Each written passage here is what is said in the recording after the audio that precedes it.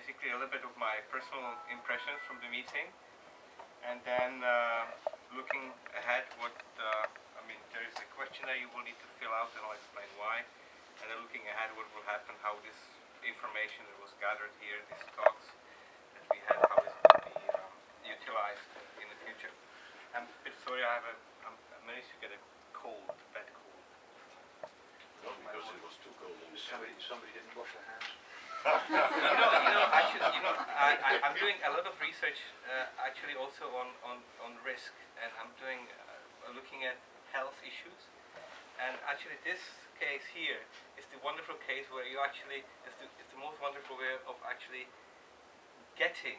spreading viruses or bacteria from one to the next person, because you need about 25 seconds when you do wash your hands.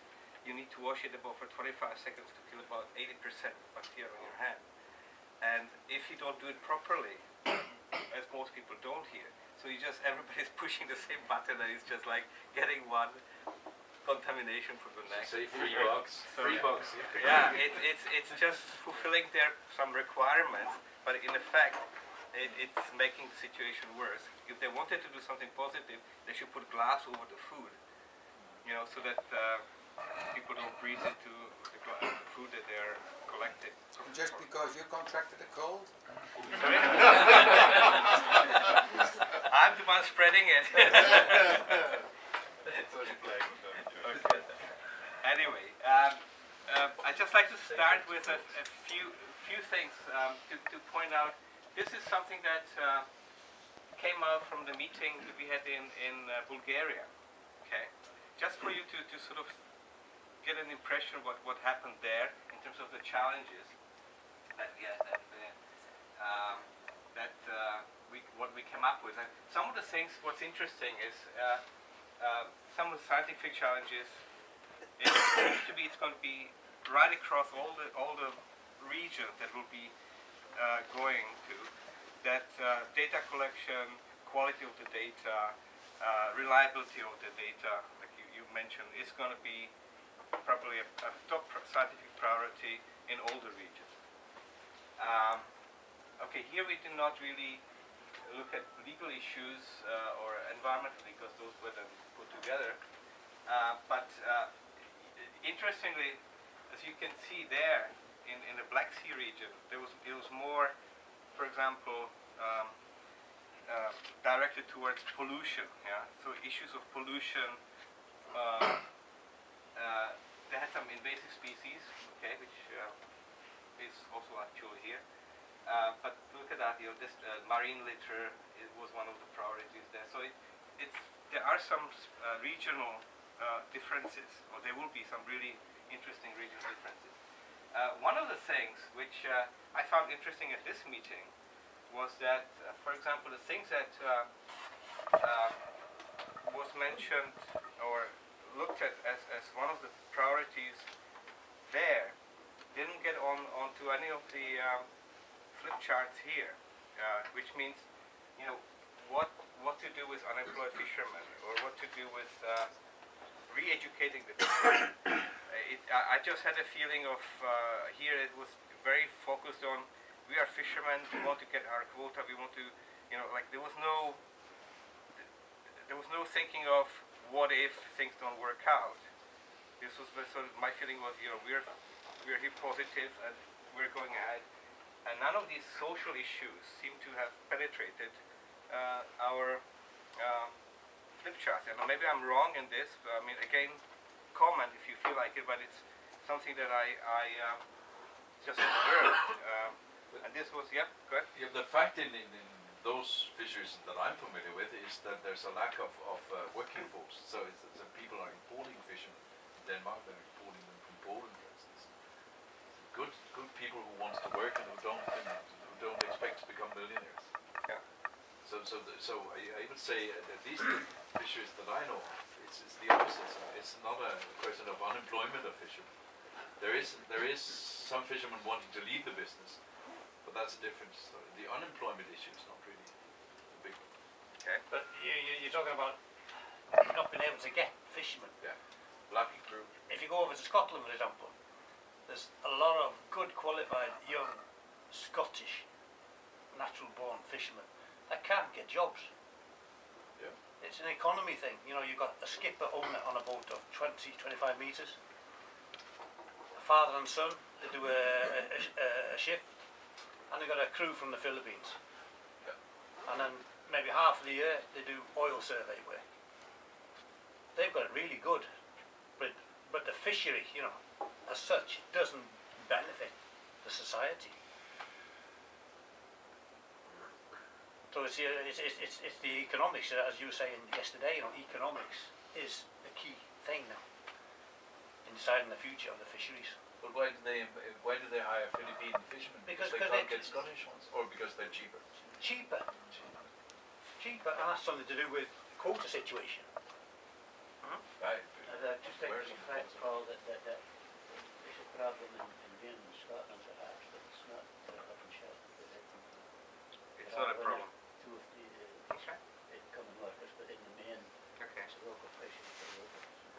But could it be? I mean, the point is, looking at scenarios, could it be a problem if there are some changes in the regulations, and if you know this idea of what is coming up with the catch is implemented fully? Is there a danger of that? That there will be losses of I think we like to think that things are going to get better, not worse. Okay, so this positive thinking, that's what I would mention. Yeah. You're But also some of these people are in smaller islands and outlying communities where there's, as I say, I see it here in Norway also, where there's probably nothing else for them to do. And so unemployment is unemployment. But there's probably nothing else for them to go to. Not really. Unless they, of course, up home and check.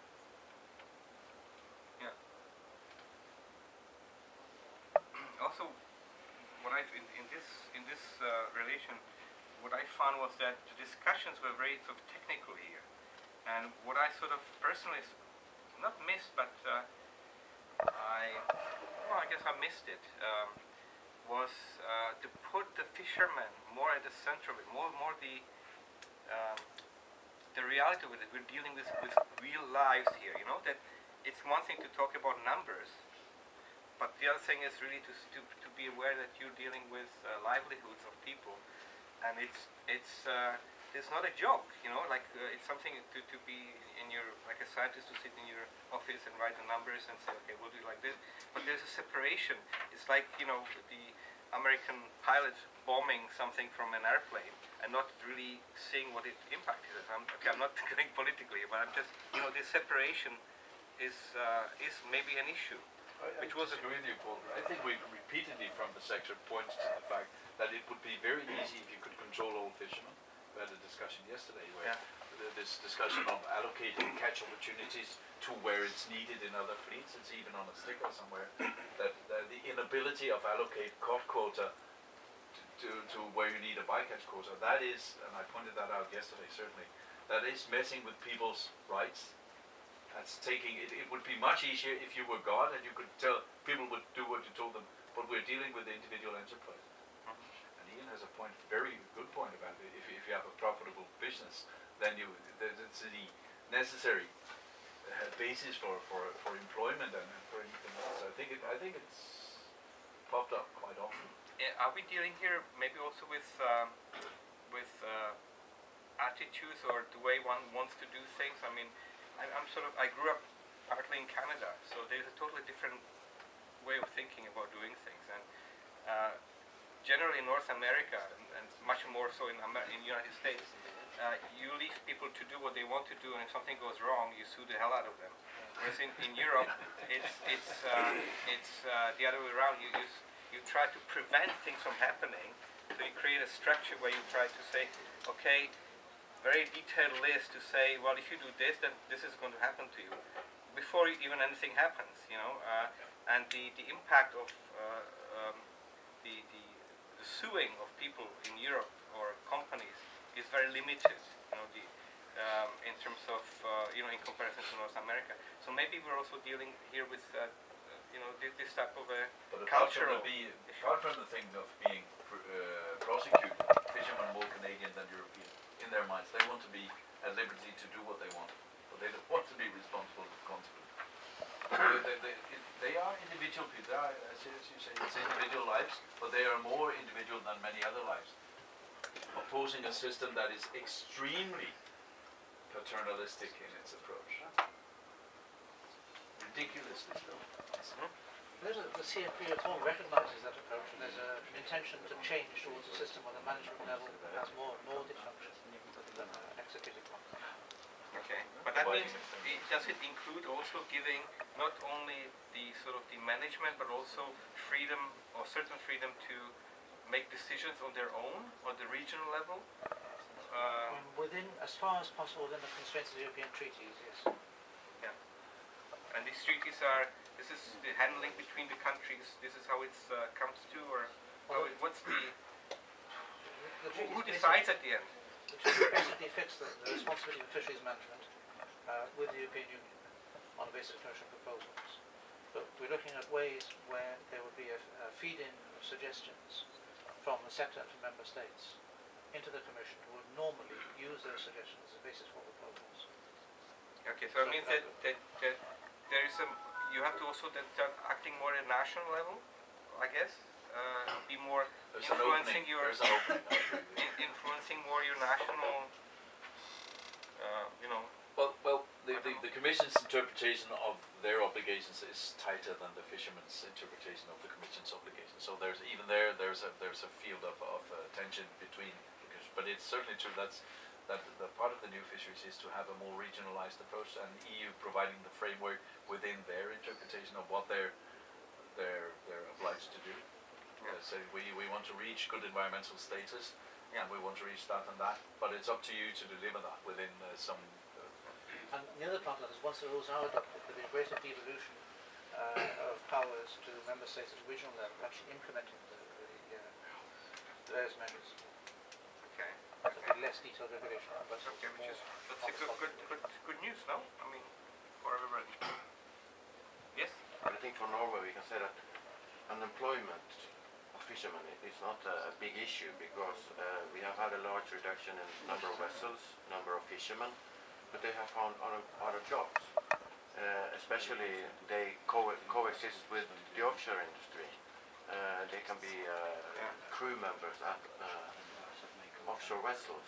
So it's not unemployment is not a problem in Norway, even though we have had a large reduction in number of fishermen. They have simply found other jobs, and those who are left have a more profitable job because of the reduction in the fleet. So maybe in aquaculture even, or whatever. No, not so much in aquaculture. Yeah, but Unemployment is a big issue in Denmark, as it is in all the world right now, but not specifically for fishermen. Basically, we struck oil, so it's a piece of luck here. So that made it possible to make the changes. This is the luck we have. Yeah. My point is that we don't need a social program for unemployed fishermen. Exactly. But you know, when I sort of sometimes got lost in the technicalities here, my mind started wondering. Sorry, I'll get back to it. I thought, sometimes I was thinking, you know, is not all of the fisheries here going the way of like the Welsh miners in 1970s, you know, sort of facing the extinction, or is it going to like the coffee? These niche products, like the coffee growers in Central America or quinoa growers in Peru, you know, with a bit of marketing, that you can really create a new interesting product, actually even for the people that are against you, the environmentalists, because you can market it as saying, hey, you know, we have something unique here, clean, North Sea, you know, you don't want anything from Thailand or some places like that. Here is something pure waters.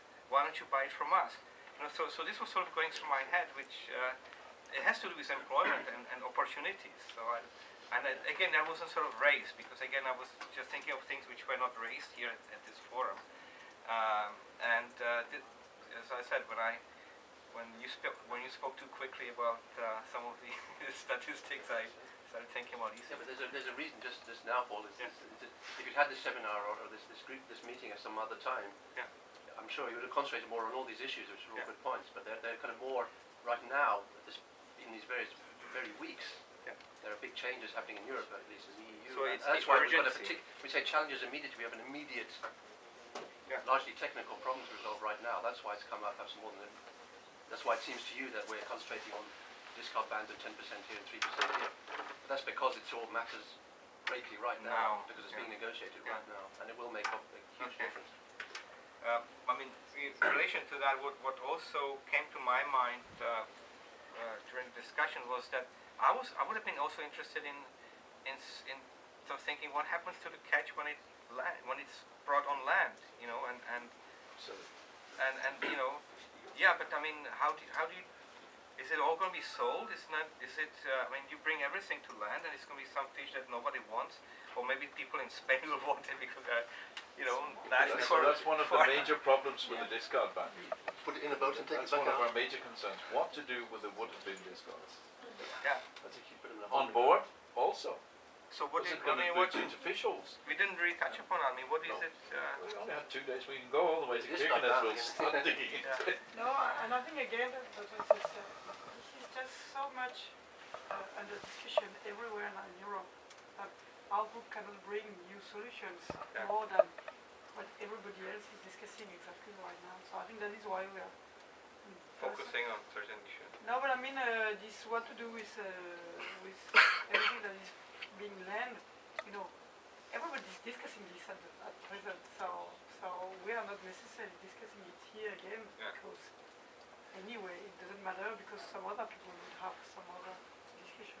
But I think to the question you raised about what's the future, will we be extinct as fishermen? I don't think so. As I follow Leslie in this now, there's going to be fishery. The Danish fleet has adapted. There will be a further adaptation over the coming years.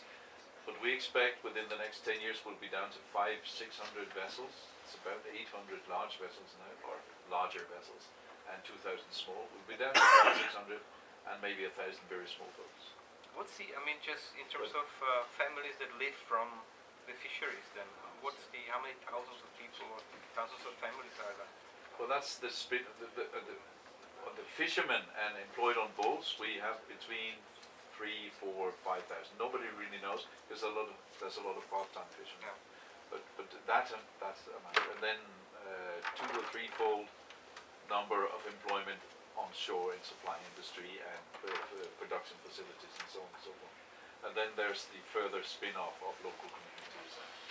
So it's not a huge sector. My wife always mocks me and says, "You're complaining a lot, but we never hear about the cucumber farmers' problems." And there are more cucumber farmers in Denmark than there are fishermen. So, stupid one. In the Netherlands, the paprika industry is bigger than the fishing industry. Yeah, exactly. Yeah, actually, now that you came back, you said something yesterday which I thought was really nice. You said that, yes, you said many nice things, but one of them was that if we had more women in fisheries, we would maybe have different solutions to the problem. Remember that? You said Yeah. No, what I said, if You said that, Jim. You wanted 6 years. Now he's coming out, sorry. no, but it is to do with, I want that piece of film, please, where he says that.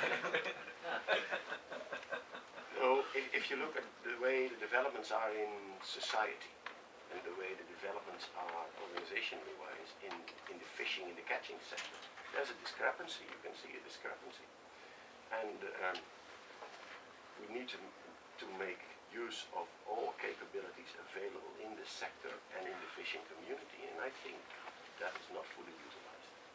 But that's not for the film, and nobody is to quote me in all of that. But that's my opinion. Which I think is... Yeah, and in our organization we're working on it, and we have the first 2 fisherwomen in the board now, and that is an improvement. It is an improvement. Oh yeah. They sort of network more and... Yeah, well, it's not so very you've got to make the best use of the capabilities of who is in your organization, irrespective of gender. Yeah. And that's a way of thinking which in society is now absolutely normal, but within the fishing community is quite a revolution. In the Dutch fishing Yeah, we have a more conservative fishing community than many other we have countries. a very conservative. It's like the men go on the sea to get away from their wives, right?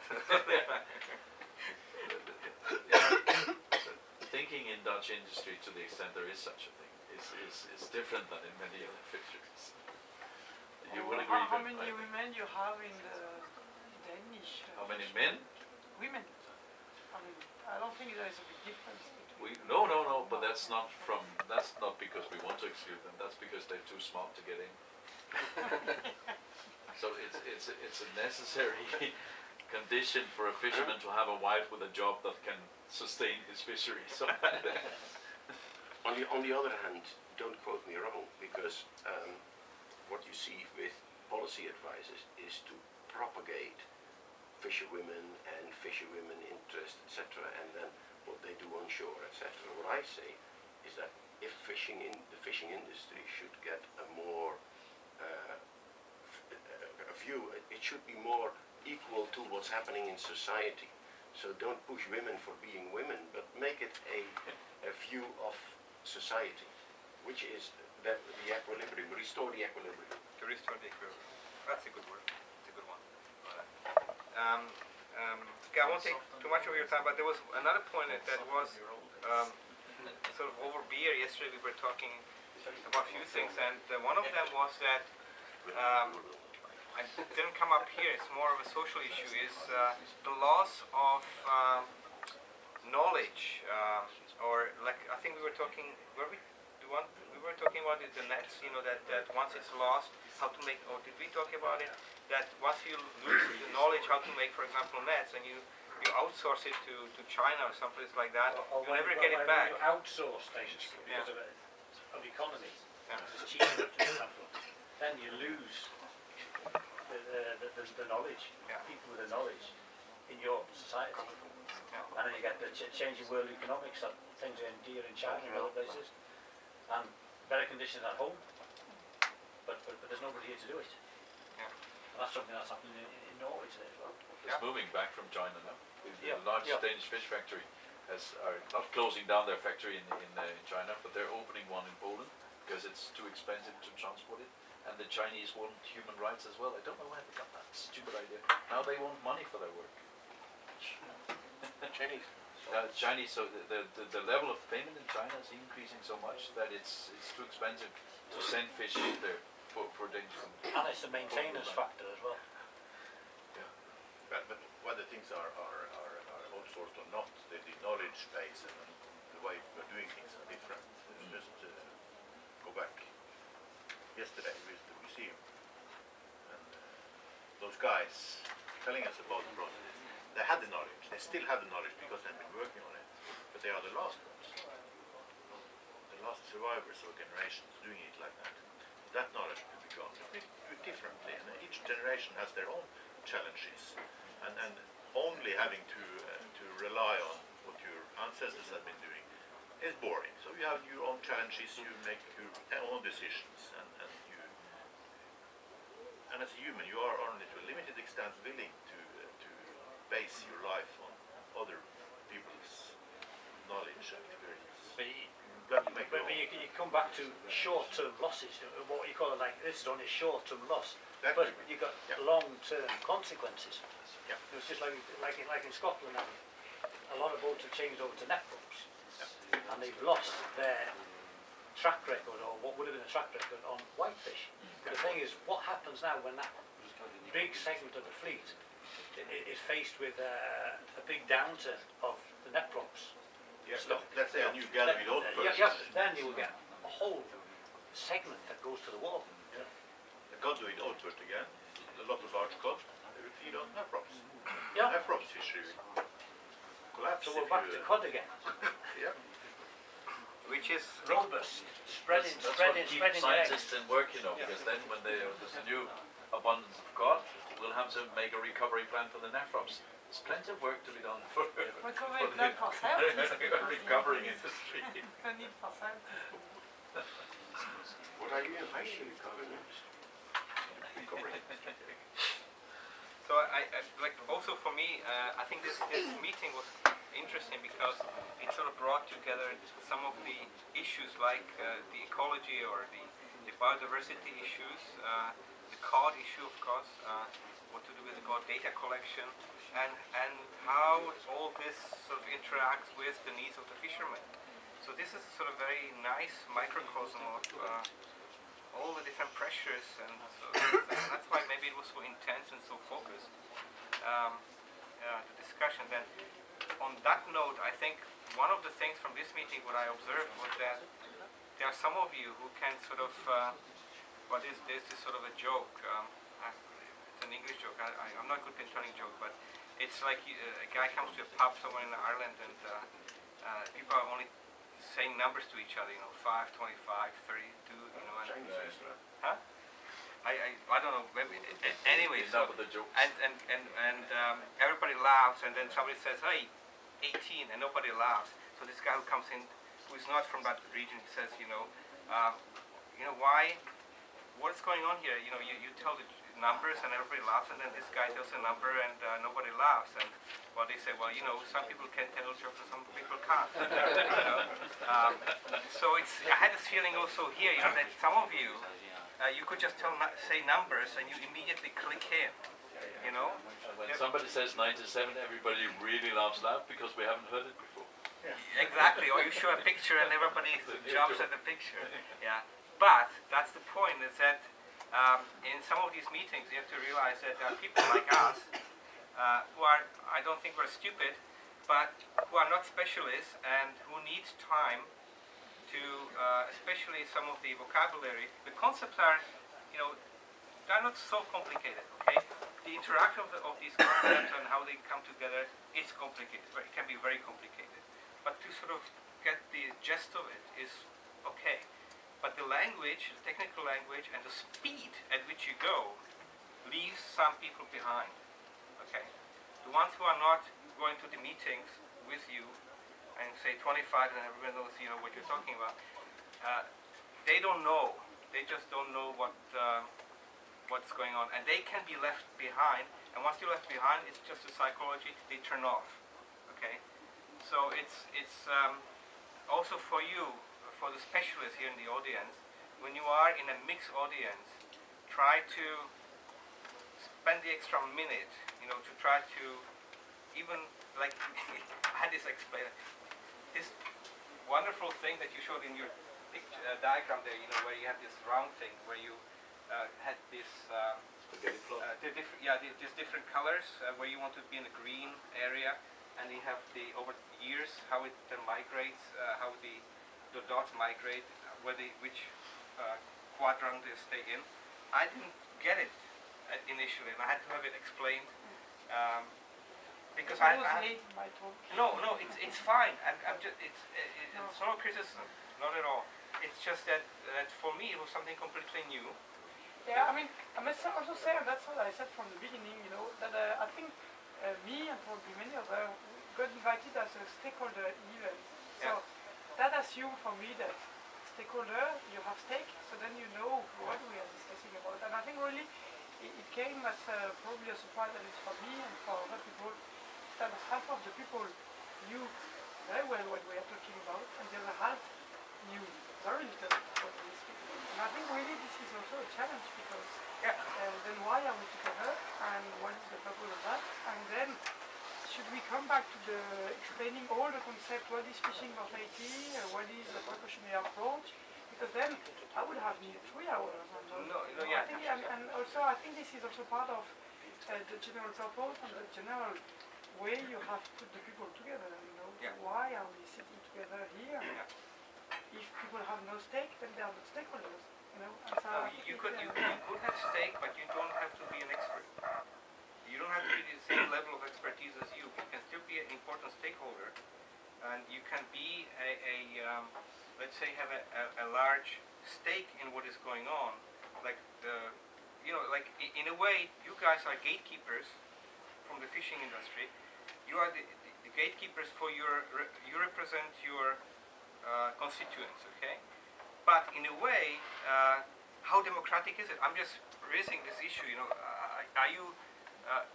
How democratic is your process? Do you put your own ideas, or are your ideas representing your group completely? So if you had other, it was more. Okay. I protest. Protest. The Danish foreign minister represents the Danes, even though not everybody agrees with him. I I represent the fishermen. And then I have there's hell to pay if I get back and say something and this film comes up. That's a different. But that's the way of a democratic system, a representativity system. Okay. That you cannot be expected to represent all interests. Okay. If you're a very much democratic person, you allow room for interpretation of what you say instead of going just with a fixed agenda. But this is a discussion we often have with stakeholders in RACs and other places. Do you represent the people you say you represent? Yes, I bloody do. And I will not accept any questioning of that. Okay. Yeah. No, it's fine. It's a statement. That's the way of the democratic system. The Yeah. Danish Prime Minister represents Denmark abroad. She's not here, so I'm next in line. Do you have difficulties? Do you have difficulties talking to the fishermen after meeting like this? Just above the bench.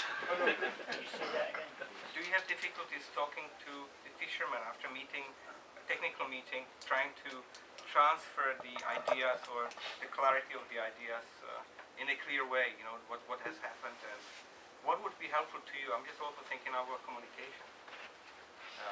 I mean, we do a regular meet, especially on the guys who use the bags, and it's not always easy to get the pictures through, you know. And I think we've got to accept that sometimes you've got to work in small measures to take a bit of time. Usually breaking bad news. You know, how to consume an elephant Yeah. with a teaspoon. And that's with this problem. And what my fishermen say to me, gosh, we pay you a hell of a lot of money, you go to all these stupid meetings, you take care of all this stupid policy because we want to go to sea and fish. And that's why they hire us. So what I sometimes use the analogy with Yugoslavia, because the fishing industry tends to be the last sector where there was workers' own participation and full 100% democracy. I don't know what's the workers' self rule or something like that, right? And we know how that ended in Yugoslavia because they all killed each other. When the strong man Tito died, there was nobody to give guidance to the self-rule of the thing.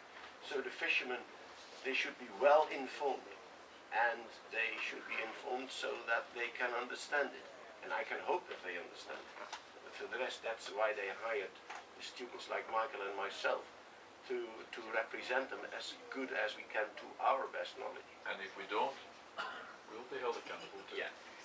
Is it also, would it be helpful that some of this biological advice that is coming out will be presented in a more digestible way, like in diagrams or graphs or something like that?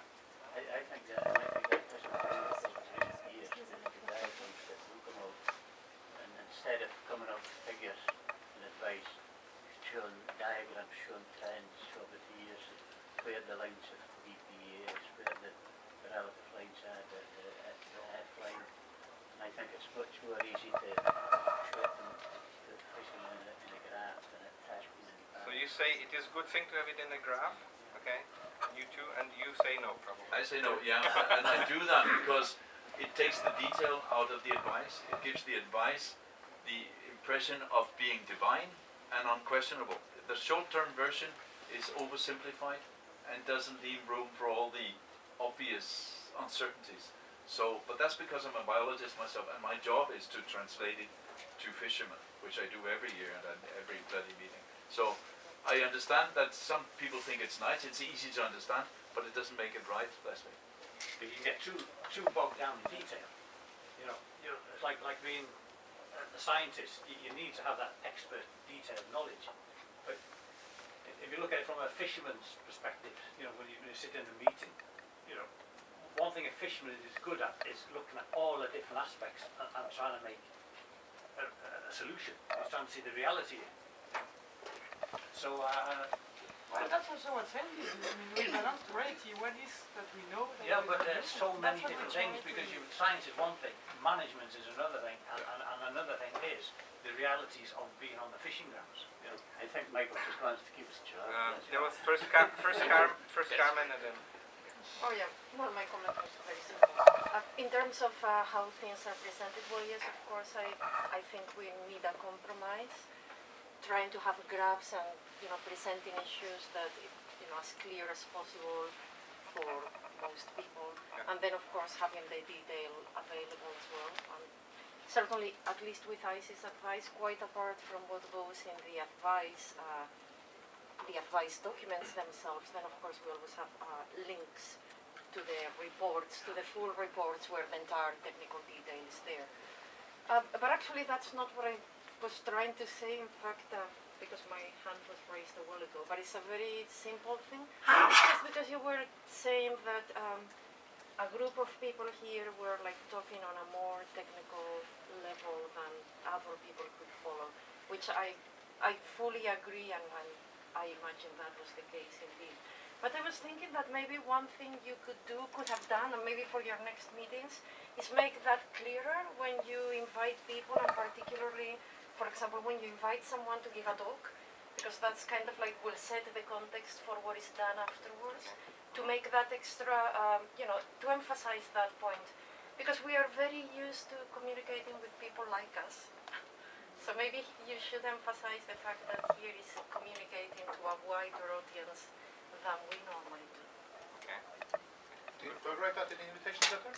Did I miss out that? I don't remember. No, I mean, for example, my talk, it's only because I wrote you Monday to say, oh, by the way, I can give you a copy of the invitation letter as well.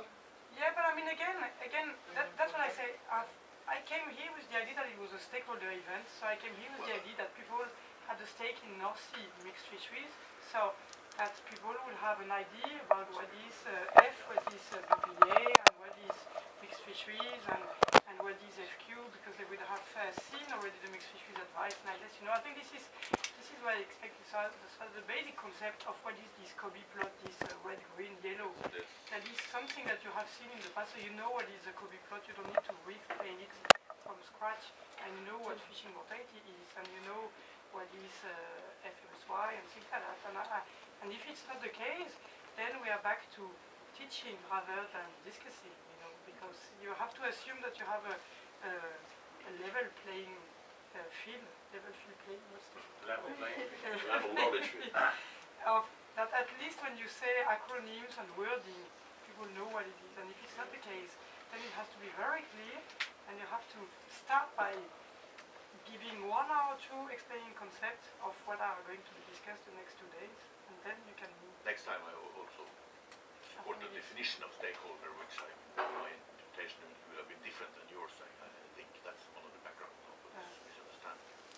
I felt like a teacher, the first 2 rows of people that were the latest rise, more or less, they understood that the background of the room, and I mean, again, it's not a criticism, but I mean, a lot of you people from Holland, or, I mean, that are not in the North Sea discussion at all, and that they were sitting at the back and not saying anything. You're right, but I can tell you that if you want to give a talk in the Black Sea region to experts like that have to do with fisheries, they would be in the same boat as we were in the back of the room.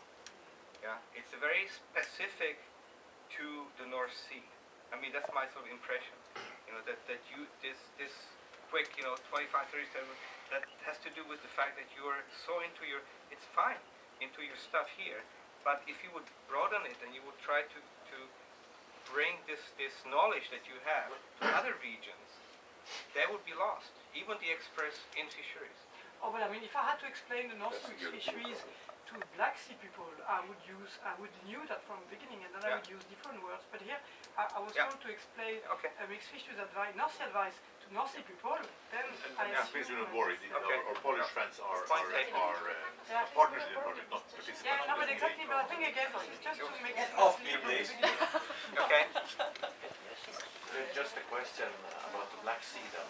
Do they have advice for the different stock? Do we have something compared to ICES? Vaselina.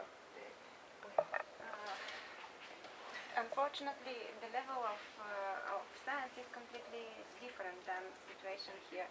In fact, if you could see our challenges, and if you compare with outcomes here, it appears that in fact in Black Sea we should create structures which are working. Here in North Sea you should just improve the situation, the work of the structure. So you should improve your data. You should improve the way in which data are collected. But in case of Black Sea, there is a problem of database. In fact, there is not common database for the Black Sea for different species. For example, there are not exact calculations for the stock of anchovy because Turkey do not represent enough data in order we to create calculations and modeling of the stock of anchovy. So in fact there are some calculations about the stock of sprat. They started to do something for whiting, I think, and for horse mackerel, but not for anchovy. There are some assumptions, not clear data, and so the situation is completely different. So it's sort of a And different also- stage of the evolution, so to Yes, say. and also there are, for example, TACs, but TACs are obligatory only for Romanian and for Bulgaria, but not for Turkey, for Ukraine, and for Russia, Georgia, and for others. So, situation is absolutely different And than is- here. And Turkey is what, 80% you said Yes. of the catch in the Black Sea is Turkey. And They also dominate. the species are much less number than, which are fished actively, is much less number than the species in North Sea. So the problem of mixed fisheries in fact do not exist in such level as here. Okay, sorry, did you? Just how to communicate with the fishermen, and some of the fishermen are, but you could slice that because there's the ones of the